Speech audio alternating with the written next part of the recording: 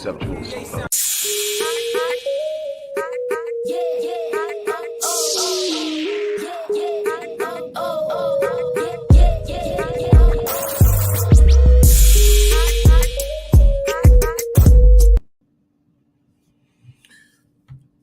Hello, everybody. Dr. Rick Wallace here, dropping in on you. Hope everybody is closing out their week on a strong note. No matter where you're at, no matter what you're doing, if you're still breathing, you're still in the fight. I'm going to do the best I can to answer several questions that are consistently placed before me in the school of thought as it pertains to the Black dilemma and what we need to do about it and why certain things are the way they are.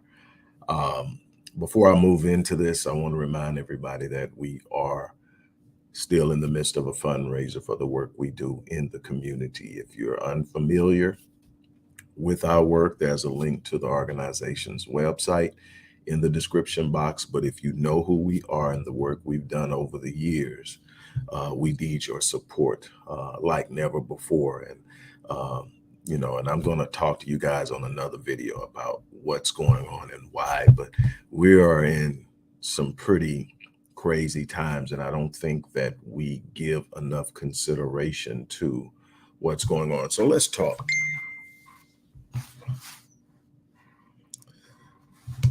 Let's talk about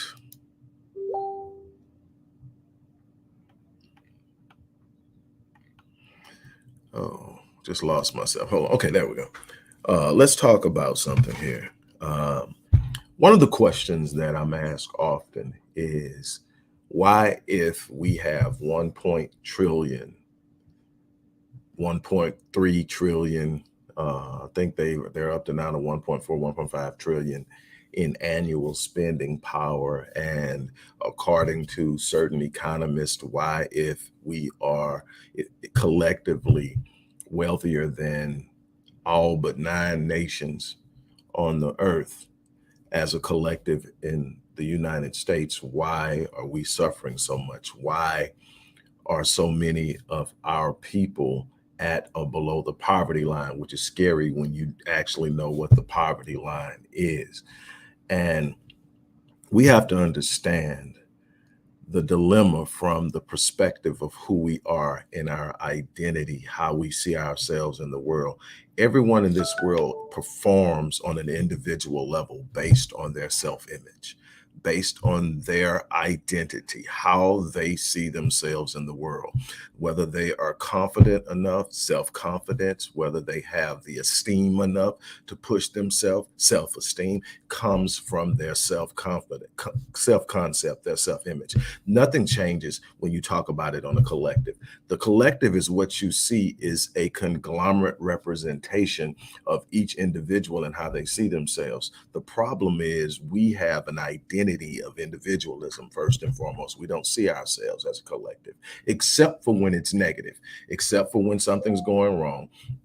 Watch, I can go back to when I was a child growing up, and my grandparents watched the news religiously. You knew at 5 o'clock and 6 o'clock that darn TV was going to be on Eyewitness News. It just simply was. And then they would watch the news, right? And it became ingrained in my head. And I didn't understand it until I started to study psychology and until I started to study sociological implications and how media and propaganda works to present images. But what would happen is there will be somebody that done something stupid, a crime more than likely. And they're talking about this person, but they haven't put the picture up. And my grandmother's going, please don't let this be a Black man. Please don't let this be. And I'm going, and I didn't understand it then, but I developed the same thing. If it's something bad, I don't want it to be associated with a Black man. Why? Because everything bad is always associated. We're criminal minded. We are naturally violent. We are intellectually inferior. All of these different things have been pushed and pushed and pushed for decades. And so there's this idea that you're constantly fighting. But when it comes to positivity, it's hard to see ourselves as a collective working together because there's so much negativity. But this identity didn't start with the media push that you've seen over the last 40 years or so. This has been something that has been pushed in different ways for 400 years, from 1619, for 246 years of chattel slavery, 12 years of Reconstruction, 15 to 20 years of Black codes, 12 years or more of convict leasing, 70 years or more of Jim Crow segregation, and on down the line. We have consistently bombarded with a false identity. We had our values, our interests, our principles robbed of us. So when we start talking about economics in specific, socioeconomic despair, as I refer to it, how do we get here? How do we get to this idea of 1.5 trillion dollars in annual spending power, and yet have no collective power politically, no collective power economically or socioeconomically, have over 20% of our population at or below the poverty line? Let's talk about that for a minute before I answer that question. Over 20% of our people at the poverty line, that is catastrophic. Let me explain to you why. The poverty line, according to the economists who create this, is for an individual $12.7 thousand. So $12,700 is the poverty line for an individual. What individual you know in this day and age can live off of 12,000? So the poverty line is pushed back to hide the real truth of just how many of our people are struggling. And then you go to a family of four, and the poverty line is somewhere around $26,000. Again, what family of four can survive on $26,000? But again, the numbers have been played with so that we don't recognize the truth, and that we get a false sense of security that, man, 80% of us are above the poverty. No. The poverty line must be understood in the sense of what's possible in the way of providing your own solutions and remaining autonomous. In other words, you're at a poverty line. You're at the poverty level if you need someone else to help you survive. If you don't have the ability to support yourself completely, then you are in the throes of poverty. It just depends on where you fall in it. And this isn't a strike against anybody. This is not throwing jabs at anybody. This is for us to see the true nature of where we're at and why this is so huge. Okay, so now let's go back to identity and answer this question about this 1.4, 1.5 trillion. I stopped counting because it's a number that's thrown out there without context. First of all, $1.5 trillion shouldn't be spit at on any level. It should not be laughed at on any level, but it must be viewed in the context of the economy in which it is spent. Okay, we're talking about 100 trillion plus economy. So now that you look at that 1 trillion, you see why it doesn't carry the power you would think. And there are other elements and components that I'm going to talk about, but you got to see the 1.5 trillion in the fact that we're probably in a $110 trillion economy. So that's a very small percentage. We're still at a point where we own roughly around 1% to 1.3 to 1.4% of the total wealth of this nation. And without wealth, we have no power. And because we don't have the capacity or the mindset instilled in us early in life to build wealth, we go around doing what? Emulating wealth. It's a big problem. Here it is. Over the last 8 years that I've been tracking it, we are spending close to $1 billion on fast food annually. We are spending close to $2.3 billion a year on Jordans. We are spending close to $5 billion annually on alcohol and liquor. That's our escapism. When we can't solve a problem, we escape addiction, alcoholism. We getting lit, we throwing it up. We're partying like it's 1999, but we have very little to celebrate. But that's our escapism. That's how we keep from having to face the reality that we're not making progress, that we still are at the bottom rung of the socioeconomic ladder. But that's not it. Do you realize over the last 4 years, Blacks have double the purchases of Mercedes and other luxury cars in comparison to whites, while we are literally 4.5 to 5 times less wealthy. They are 4.5 to 5 times more wealthy than blacks, but we're out buying luxury cars. Well, where's this coming from? Why is it? Because of identity.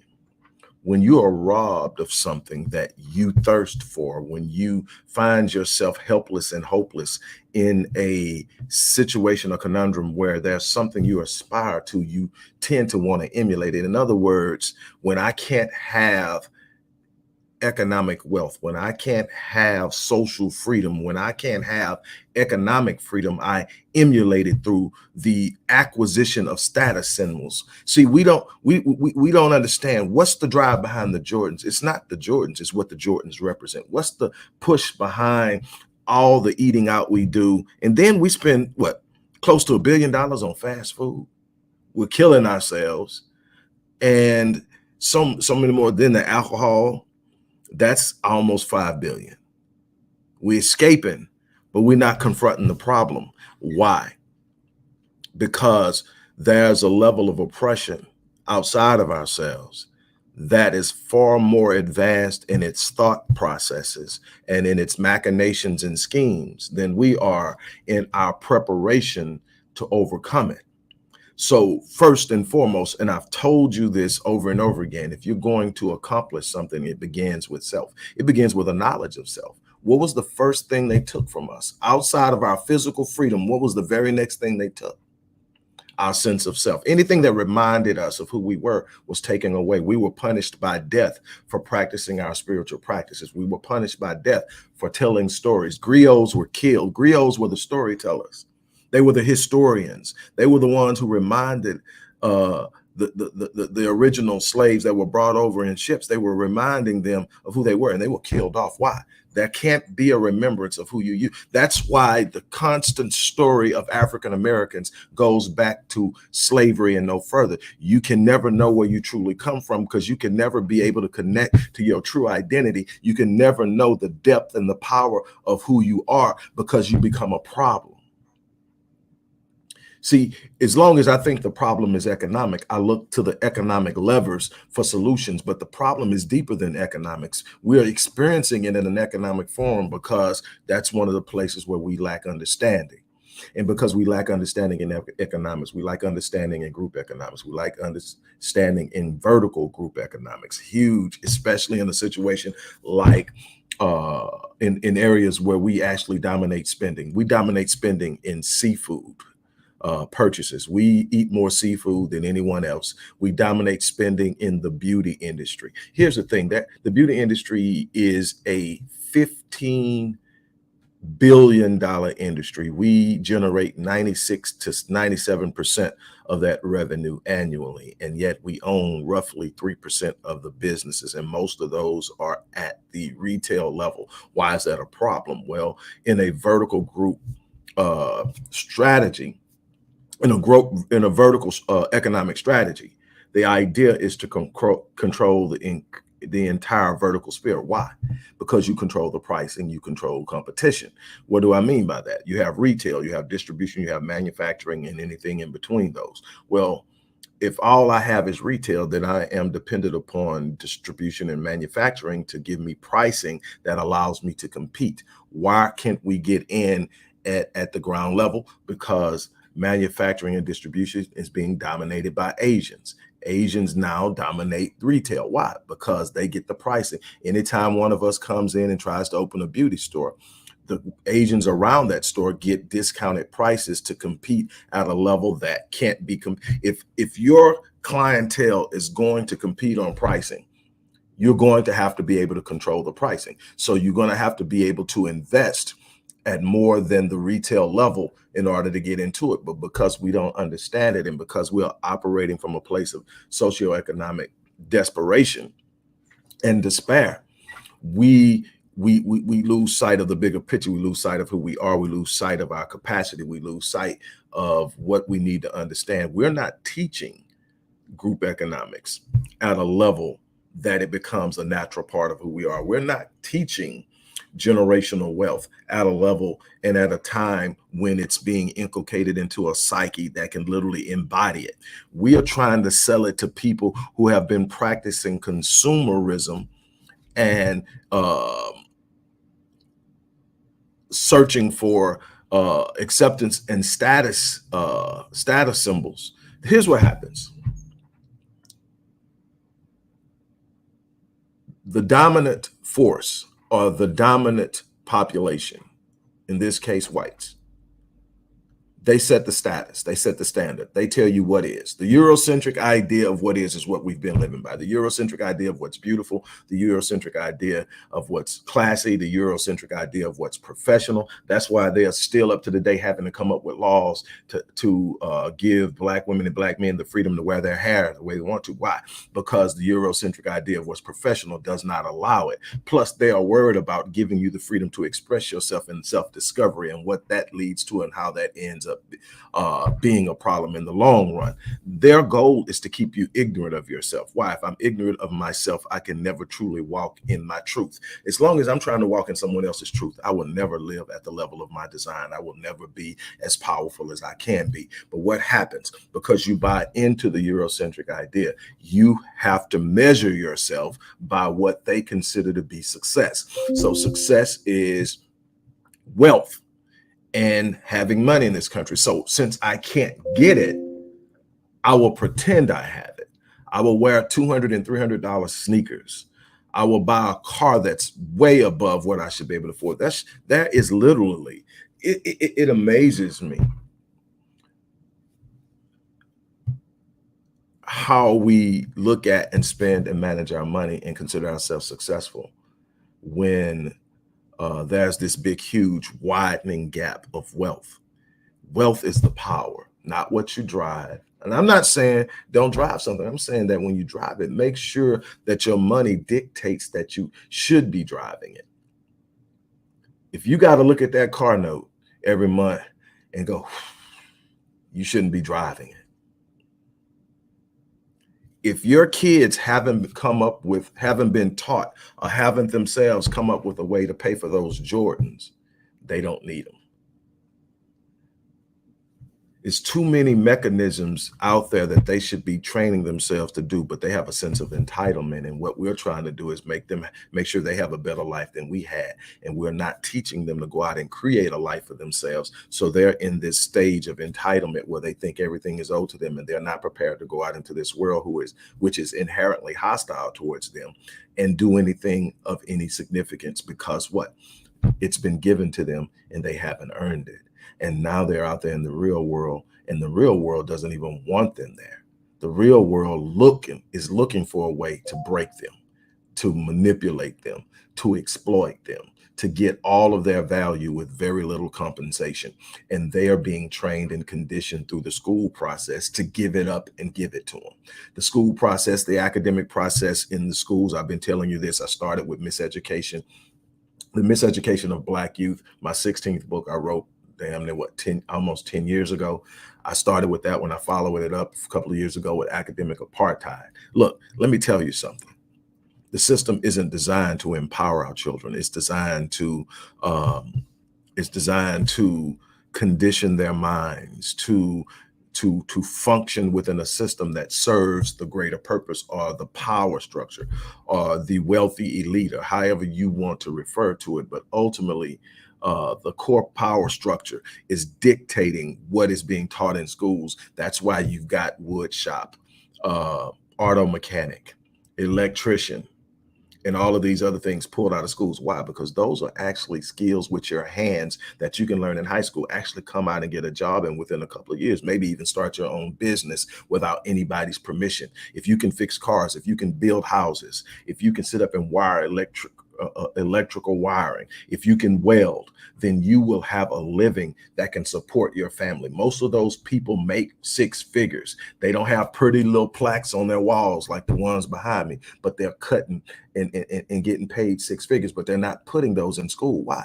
Because they don't want you to have access to it. What they've done is they've sold you on the idea that what you really want is one of those $100,000 plus degrees on your wall. It looks pretty. You walk across the stage, everybody celebrates you, and you walk away with $100,000 of debt that it takes you 25 to 30 years to pay off. I've got people that I know that are in their 50s still paying off student loan debt,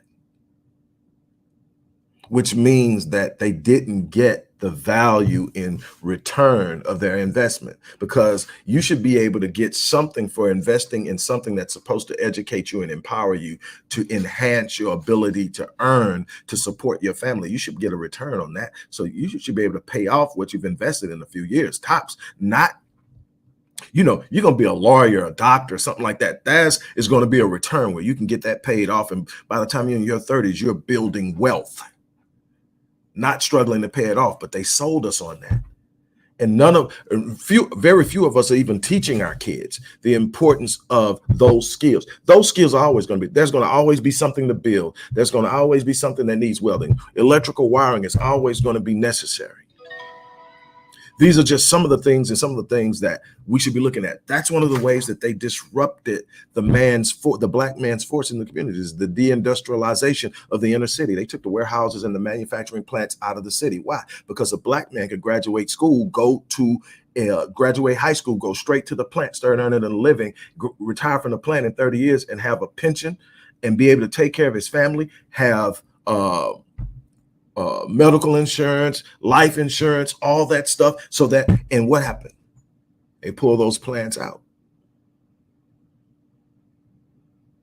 We have to understand the dynamic. You can't be working against something and then working with the thing that you're working against. And that's what we've been doing. So when we sit up and we look at this, we've got to ask ourselves a simple question that comes with a very complex demand. The simple question is, are we going to be satisfied with just the status symbols? Or are we going to start demanding the true nature of what the symbol represents? The symbol that when we go out and buy a Mercedes, the status says I've arrived, but I haven't if I don't have a certain amount of wealth that represents and sustains and justifies the ownership of the vehicle. You know, if you've never drove through a wealthy neighborhood, say where homes start at 800,000 and up,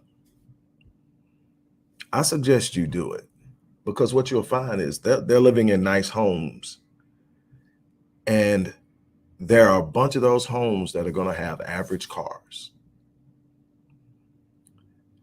There are going to be some Mercedes out there. There's going to be some Beamers, and they're going to be all that stuff. But you're going to find a bunch of people with way more money than the people who are sitting up with $100,000 cars in their driveway. Again, I'm not telling you that you can't have it.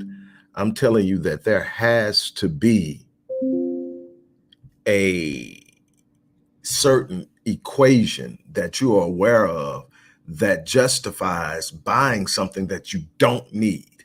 What you need is first. Those are the priorities. Everything else has to be based on, do I have what it takes to sustain this?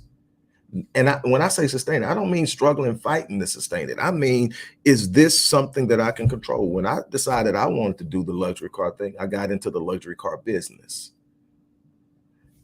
Did that for a while. Then I decided, hey, I'm gonna buy one and ride it till the wheels fall off. And that's what I'm going to do. I got what I wanted, and I'm riding it till the wheels fall off. I have yet, maybe I have, and they just didn't say it, but I've yet to secure a client because of the car I'm driving. I can't think of anything that I can say where that vehicle put money in my pocket, where it got me anything of real true value, because what's really true and valuable is me. And I am the commodity. And so I need to be okay. I need to make sure I'm on my game. Those status symbols do nothing but stroke an ego. Falsely, I might add. So again, what's the problem? We're going to have to discover ourselves. We're going to have to recapture the glory of who we are. We need to look inside of ourselves. We need to be willing to really truly understand why we're so easily misdirected, why we're so easily misled and mishandled, why we fall for the okey doke all the time. It's because we have lost our sense of self. They robbed us of our values, our interests, our principles, our sense of identity, our history, our heritage, and they gave us what they wanted us to have, and then uh, hung a carrot in front of us, and we've been chasing the American dream ever since. But we don't understand that that American dream was built for someone else. It was never meant for us, and that our true power is outside of the scope of that dream. We must build our own, and we must be willing to understand that the way we build our own is by putting very little into theirs. Now, we're going to have to put something into theirs because they own so much. We gave up so much trying to get into theirs. Integration destroyed so much of the force we had in building wealth. Why do you think they let us in? We had our own bus companies, our own cab companies, our own construction companies. We had our own banks. We had our own shoe stores and cleaners. Everything that you find in your neighborhood now that's owned by someone that doesn't look like you, we once owned. But we wanted to patronize them. It hurt our feelings because they wouldn't let us shop in their stores. It hurt our feelings because they had set a standard of what is and told us we didn't belong to it. And so all we did was fight to be a part of it, not realizing that we had the autonomy and the power right there before us. We just had to keep building and working. That's what happened. And until you put that 1.5 trillion in perspective and then determine what you're going to do with it. Here's the other reason why the 1.5 trillion isn't what it appears to be. Not only is it a part of $100+ trillion economy, it's very rarely collectively used towards anything. It's 1.5 trillion with everybody spending it on what they want for themselves.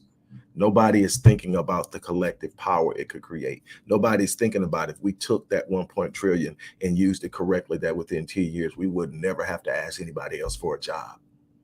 Nobody's thinking like that. That's why it doesn't work, because we're so individual minded that we can't see beyond what's going on. We're in competition with one another at a level that's ridiculous. That's the problem. Look, I got to get off. Speaking of which, I got a client that I have to get to, but I just wanted to talk about that because people keep asking me why, and that's just the beginning of it. I think that there have been some people who have done a very good job of explaining it on a very detailed level. Dr. Claude Anderson is one. And I think that we have to be willing to really look and search and ask ourselves, are we really truly ready? And the problem is, as long as we keep buying into the status, we're never going to truly build the power. The status symbol is simply a representation of something we desire, and that's liberation and freedom. Since we can't have it, we'll do the closest thing. We'll get the status symbol. We'll put it up and we'll pretend. The problem is, anytime you're pretending, you eventually get exposed. On that note, look, I'm out of here. I got to get to my client. I hope that I have been able to, at least at some level, answer that question. We've got work to do. Once again, we are in the middle of a fundraiser. So if you want to support the work we're doing in the community, the link is in the description box. And also, if you want to give via Cash App, the organization's Cash App information is also in the description box. On that note, I'm out of here. I got a client to get to. You guys have an unbelievable day.